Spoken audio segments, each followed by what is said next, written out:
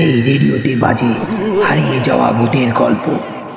এই কাহিনীর সমস্ত চরিত্র এবং ঘটনা সব কাল্পনিক। বাস্তবে জীবিত বা মৃত কোনো ব্যক্তি অথবা কোনো ঘটনার সাথে এর মিল থাকলে তা সম্পূর্ণ অনিচ্ছাকৃত এবং কাকতালীয়। ব্যবহৃত অপ্রকৃত এবং অলৌকিক ঘটনাক্রম পরিবেশনার উপক্রম মাত্র। কুসংস্কার বিশ্বাস করবেন না, কুসংস্কার ছড়াবেন না।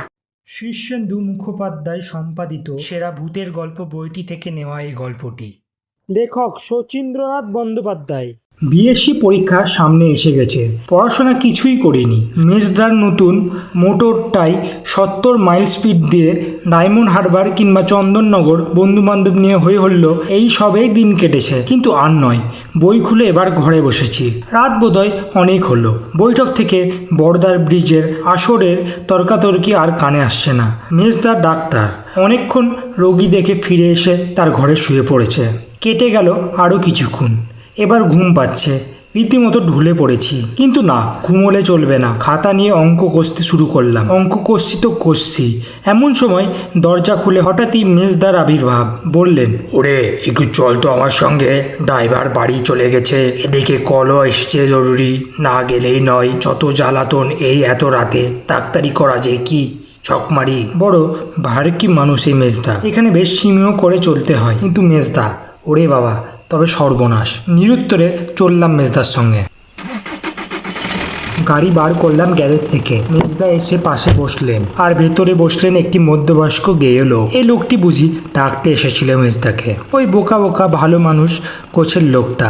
মুখের দিকে তাকিয়ে মনে মনে যা চটলাম ওর উপরে তা বলার নয়। বেটা, এত রাত্রিরে এসেছে ডাক্তার ডাকতে, তা ডাকবি তো ডাক, অন্য কাউকে ডাকতে পারলো না?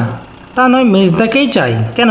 সারা শহর জুড়ে আর কোনো ডাক্তার ছিল না? নির্জন রাস্তা। রেগে মেগে স্পিড বাড়িয়ে দিলাম যতটা পারি। এ রাস্তা সে রাস্তা করতে করতে শহরের প্রায় বাইরে অন্ধকার এক গলির সামনে লোকটা দাঁড় করালেন আমাদেরকে। তারপর নেমে বলল, একটু বসুন ডাক্তারবাবু, আমি লণ্ঠনটা নিয়ে আসি, বড্ড অন্ধকার। ওদিকে তখন লোডশেডিং চলছিল বোধহয়। লোকটা দেখতে দেখতে গলির মধ্যে অদৃশ্য হয়ে গেল। আর কয়েক মুহূর্ত পরে গলির মধ্য থেকে বেরিয়ে এলো আর একটি লোক। এই অন্ধকারের মধ্যেই হাতে কোনো টর্চ বা লণ্ঠন ছিল না।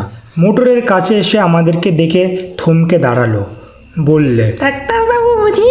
মেজদা মাথা নেড়েছিলেন, অর্থাৎ হ্যাঁ, আমিই ডাক্তার। রোগী দেখতে এসেছিলেন? এবারে মেজদা মাথা নাড়ালেন, অর্থাৎ হ্যাঁ, রোগী দেখতে এসেছিলাম। লোকটি বলল, আর দেখে কি করবেন বাবু, রোগীটি ওদিকে হয়ে গেছে। বলেই আর দাঁড়ালেন না। গাড়িটাকে পাশ কাটিয়ে চলে গেলেন হনহন করে, যেন কোনো দিকে। তার একটু পরে এলো সেই আগের লোকটি লণ্ঠন হাতে।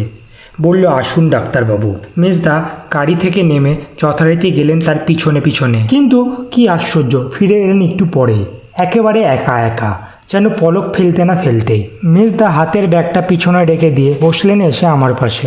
বললেন, দেরি করিসনি, শিগগিরি স্টার্ট দে। গলাটা ওর যেন একটু ধরা ধরা, শটটা কাঁপা কাঁপা। দিলাম গাড়ি চালিয়ে।